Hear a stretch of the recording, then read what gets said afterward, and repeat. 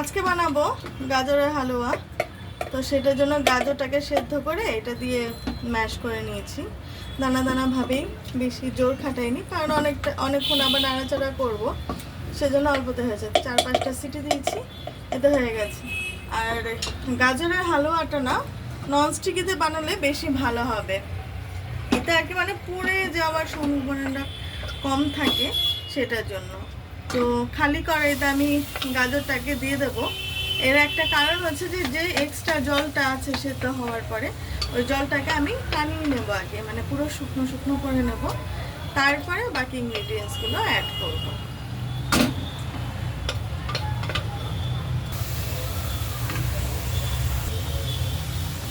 তো এই যে এরকম করে এটা খুন্তি দিয়ে একটু একটু করে ভেঙে দিতে হবে যেগুলো গোটা গোটা আছে, আর এরকমভাবে এটাকে ভালো মতো হাই ফ্লেমে শুকিয়ে নিতে হবে গাজরটাকে, সেদ্ধ করা গাজরটাকে।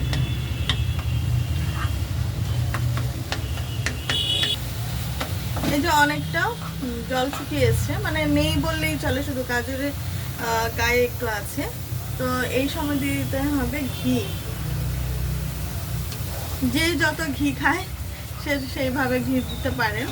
ঘিতে যত ঘি দেয় তত নাকি ভালো হয়, তো আমি একটু কম ঘি দিচ্ছি, কারণ আমাদের অত চপচপে ঘি কেউ মানে খেতে চায় না, সেই জন্য আমি একটু অল্প করে ঘি দিচ্ছি। ঘি দিয়ে আমি গাজরটাকে ভালোভাবে ভেজে নেব।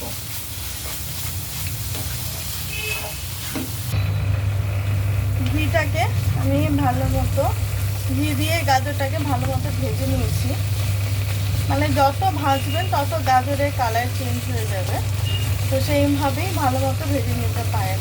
এটা হচ্ছে আমার ওয়ে, আমি কীভাবে শর্টকাটে গাজরের হালুয়া বানাই সেটারই আমি ভিডিও করছি। এরকম করে গাজরটাকে ভাজা হয়ে গেছে, এরপর আমি দেব চিনি। গাজরের মিষ্টির ওপরেও ডিপেন্ড করে গাজরে কতটা চিনি লাগবে, আর কে কেমন মিষ্টি খায় সেটার ওপরেও। তো আমি এখানে 3.5 চামচের মতো চিনি দিলাম।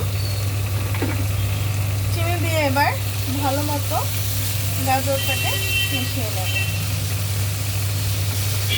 আর এর মধ্যে চাইলে আপনারা মাওয়া দিতে পারেন, দুধ দিতে পারেন। তো আমি এটাকে একটু শুকনো শুকনো করবো, আর চিনি থেকে তো জল ছাড়বেই, সেগুলো আমি এর মধ্যে দিয়ে দেবো গুঁড়ো দুধ, আমুলের গুঁড়ো দুধ। আমার যেহেতু কম আছে গাজর, সেজন্য আমি ছোটো প্যাকেটের 1 প্যাকেট পুরোই দুধ দেবো। আর এতে কি হবে, মাওয়ার যে টেস্টটা সেটাও আসবে, সেজন্য আমি গুঁড়ো দুধটা ইউজ করছি। তো এরপরে ভালো মতো গাজরের সাথে দুধটা মিশিয়ে নেব।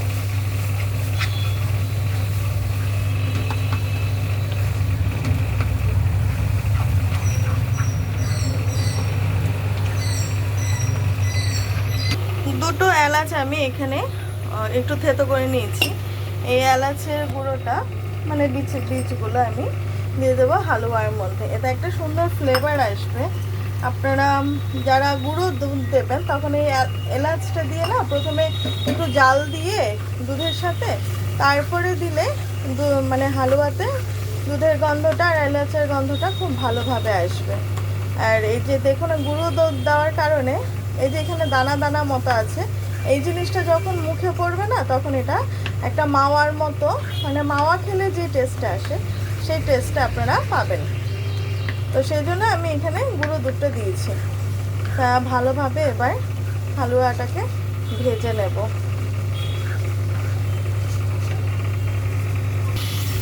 গাজরের কালারটা অনেকটা পাল্টে এসছে, দেখুন অনেকটা জড়ো জড়ো হয়ে এসছে। আপনারা চাইলে আরেকটু ঘি দিতে পারেন, এই পর্যায়ে একটু ঘি দিয়ে একটু ভাজা ভাজা করে নিতে পারেন। তো আমি আর ঘি দেব না, আমি এখন এটার মধ্যে বাদাম দেব। সবাই কাজু বাদাম দেয়, আমি হচ্ছে নর্মাল বাদাম দিই। নর্মাল বাদাম আর কি বলে গাজরের হালুয়ার একটা অন্য রকমের টেস্ট, আপনারা বাড়িতে দিয়ে দেখতে পারেন। এটা হচ্ছে রোস্টেড বাদাম দিয়ে আপনারা ভালো মতো এটাকে নাড়বেন। তো রেডি হয়ে গেছে আমার গাজরের হালুয়া। এই পর্যায়ে আমি নামিয়ে নেব। এই দেখুন, যখন এরকমভাবে একসাথে হয়ে আসবে তখনই বুঝতে পারবেন যে আপনাদের গাজরের হালুয়াটা হয়ে গেছে। তো খুব ইজিভাবে, বেশিক্ষণ সময় নেয় না, মাত্র 5-7 মিনিটের মতো সময় লাগে এরকমভাবে হালুয়াটা করতে।